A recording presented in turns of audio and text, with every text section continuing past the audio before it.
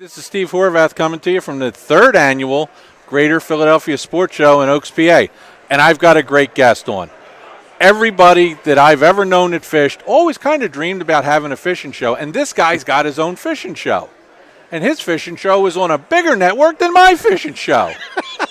I've got Blaine Mengel from Backwoods Angler TV. He's on NBC Sports.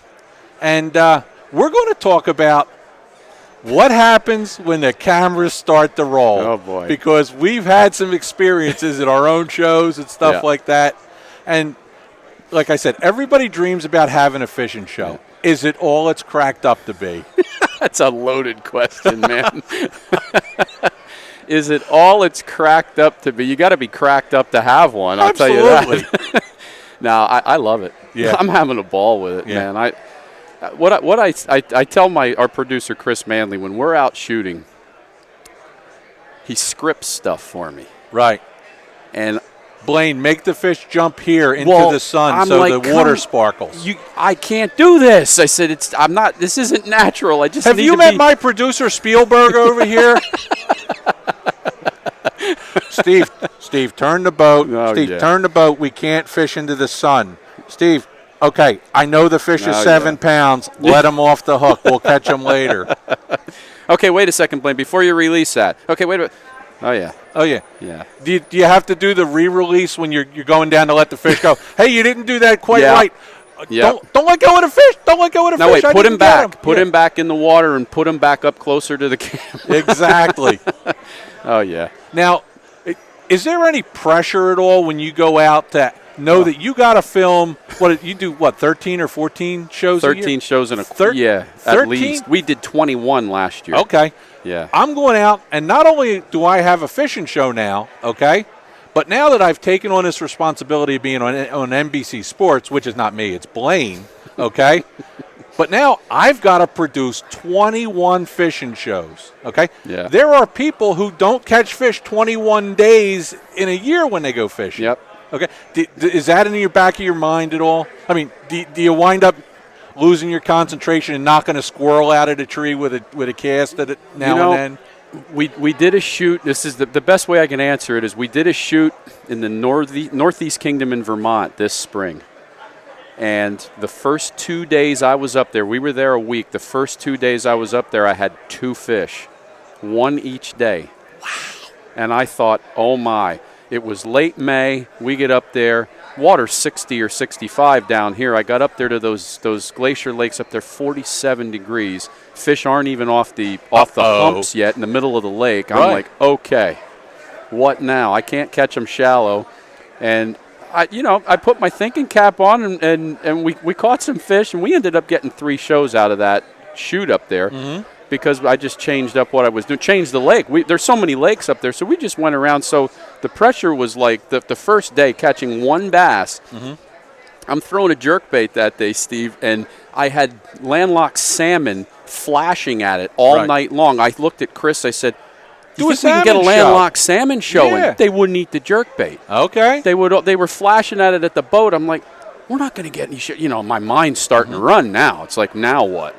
And I did an interview with KVD out at ICAST this year, and I asked him, what do you do in those situations when it isn't going right? How do you control your mind? And he said, there's nothing you can do about it.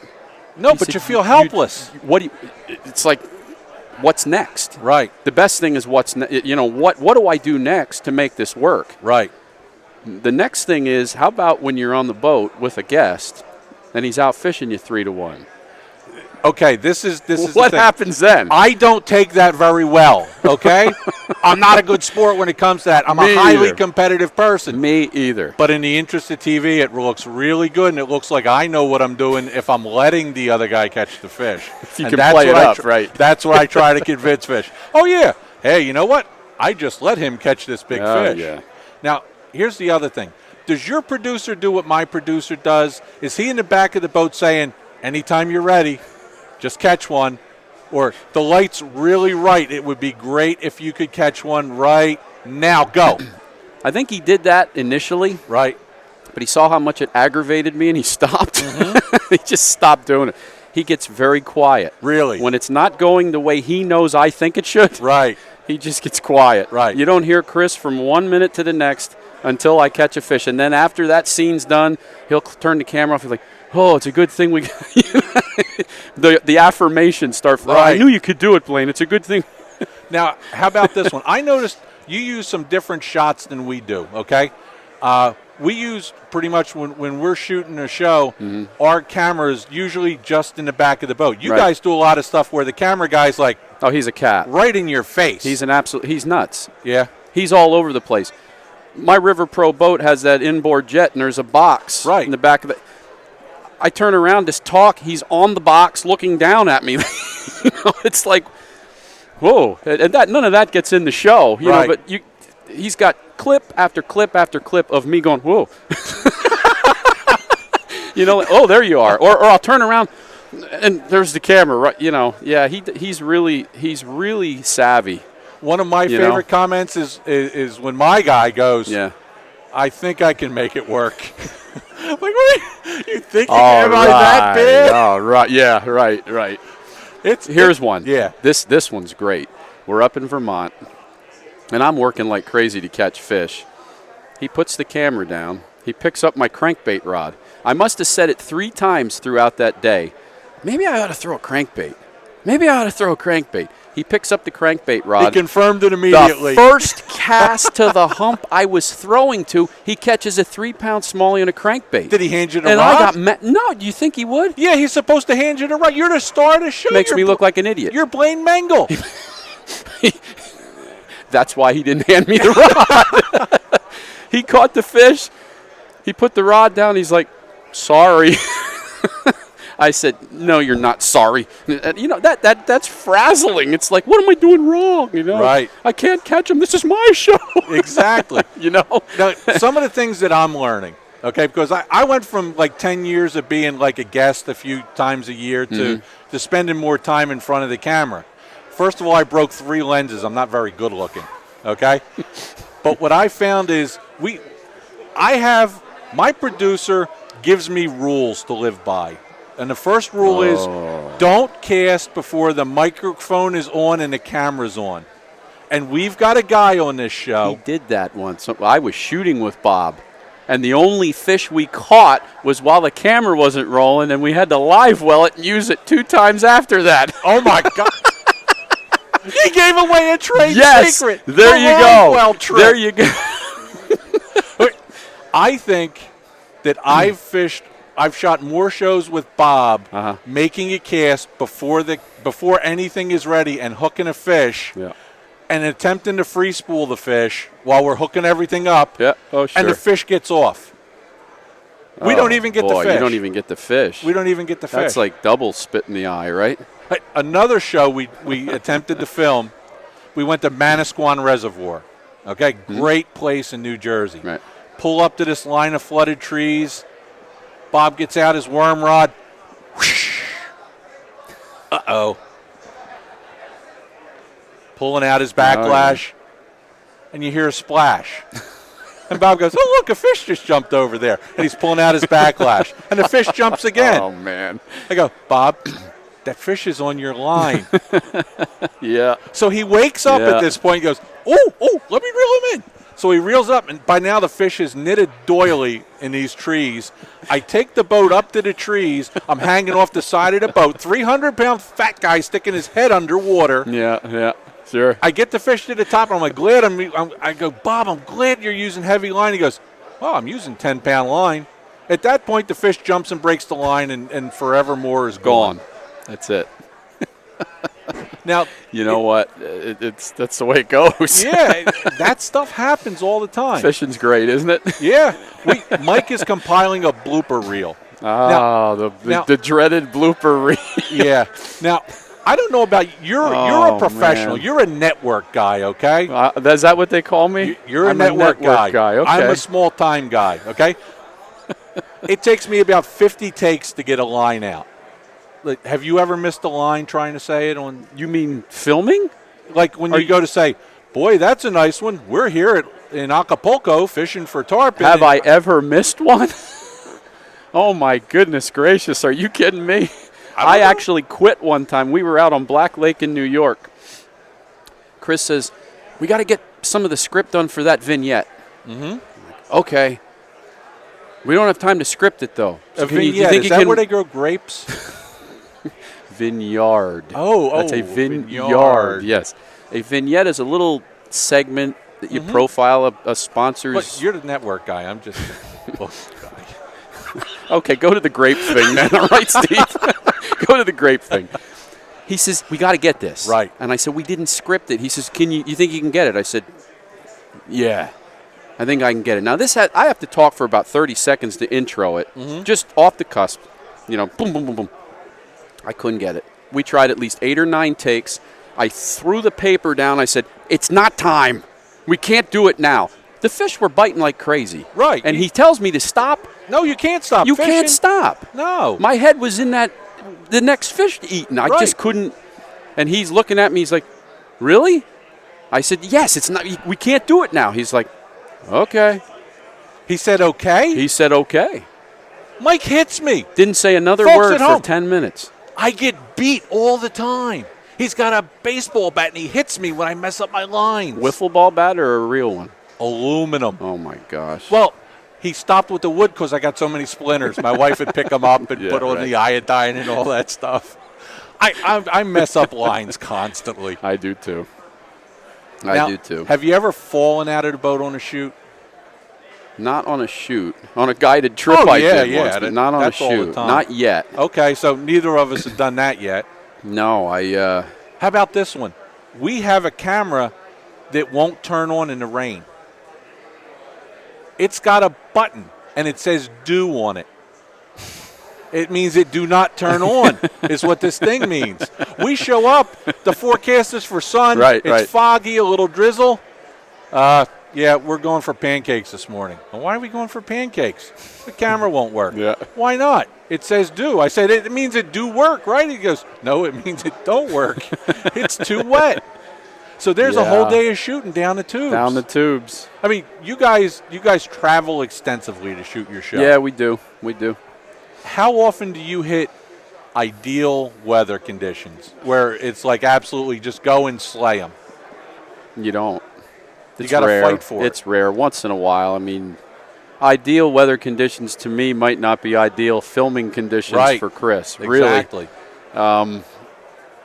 We hit it so good up in New York last year, and we caught a ton of fish. Mm-hmm. Vermont, the weather was awful. That wasn't the one where you guys were like in the bottom of the boat with the life jackets on. Bottom of the boat with the life jackets on. Which one was that? You guys were like in a big walleye type of boat fishing for smallmouth. No, that was Oneida. Oh, that was brutal. That was brutal. It looked brutal. Well, this is a good one because we went up there for walleye. Okay. We wanted a walleye shoot because we do mostly bass. Throw a trout or a walleye showing. We wanted walleye. We were out there. We were getting hammered. It was raining, winds blowing 20 miles an hour. And anybody knows an east wind on Oneida at 20 miles an hour, forget it. The wind blew us off the lake. Tony was our guide. He said, let's go into the bay and see if we can catch some smallies. You guys are okay with that, right? Yeah, if we'll live, we'll do it. Sure. I said, okay with that. I said, I'm really not a fan of smallmouth, Tony. I says, I'd rather sit out here and get beat up with these 18-inch walleye and almost lose my life in 4-footers. He laughed. We went in. We shot an entire show in about an hour. Beautiful. Unbelievable. And so that was one instance where the bad weather worked to our advantage. Yeah. It happens. It's crazy. It's just some of the stuff that goes on.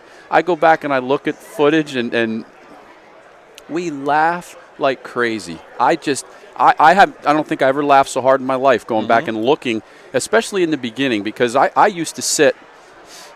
I went up to Chris and I said to him, we're talking one night, and he said, I want to do an outdoor video production. That's how our show spawned. We were sitting, talking. Right. And he said that.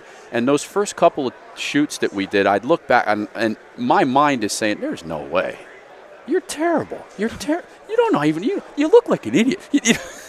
You know what? You have no personality. Editing can do wonders. It's amazing. When you get a good editor, wow. That's great. If I can look good on this, Mike is the best editor in the whole world. It's great, isn't it? It's fantastic, yeah. Especially when they Photoshop a fish into your hand. Here he is. Never caught him. Shh. Another trade secret. Don't say that. So what would you tell somebody if they said, man, you know what? I want to get my own fishing show. I'm just going to call up some sponsor. They're going to hand me a lot of money like Roland Martin does and all these other, really upper echelon people. It ain't so easy, is it? It's not so easy. It is not so easy at all.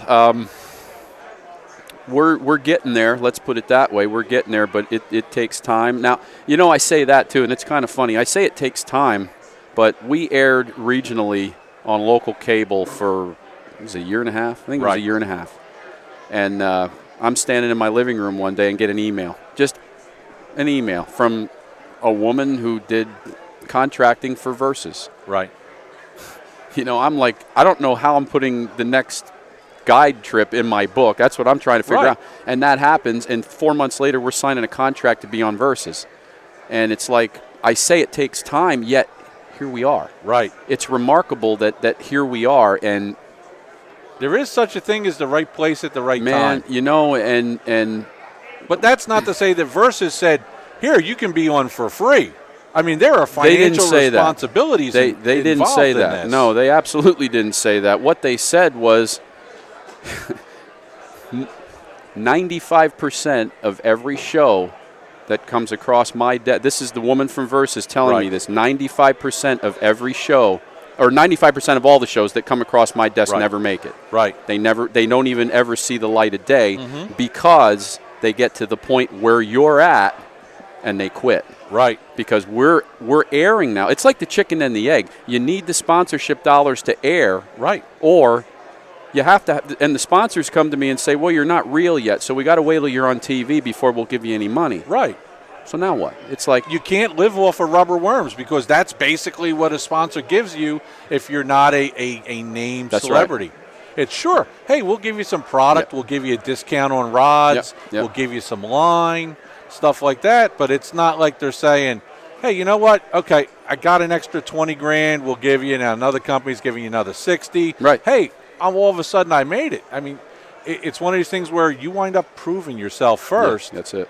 And then in time, this stuff happens. And that's what I'm seeing. We were blessed. We were really blessed that they worked so diligently with us. Right. Beings in the financial state that we were in. Right. We didn't have two nickels to rub together. Right. And they're working with us so diligently to try and get because they like the quality of the show. They love the market. Right. The market's right. I mean, it's the only freshwater show on NBC Sports Outdoors from the Northeast. So that's really compelling to the network and to the sponsors. Problem is they got that 5% thing in their minds. Is this guy really going to make it? Is he going to stick it out? And here we sit. Because 5% is 1 in 20. That's right. 1 in 20, I did the right math. 5% is 5 in 100. 5 in 100. So 1 in 20. You got it. So 1 in 20 shows that they do on NBC Sports actually has the chance to make it. Yep. That's right. That's not good odds. No. You got to be realistic about this stuff. The best you might be is local. But then again, you might be Backwoods Angler TV. Here we are. Here we are. On NBC Sports. Here we are. They still haven't had me on the show, and you can see why.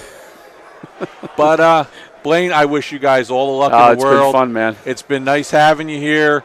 We're here at the, where are we? Greater Philadelphia 3rd Annual Sports Show. Blaine is in the 200 aisle. 209, booth 209. Booth 209. We're here at 107. We'll be here for the duration. Hey, for Delaware Valley Outdoors, I'm Steve.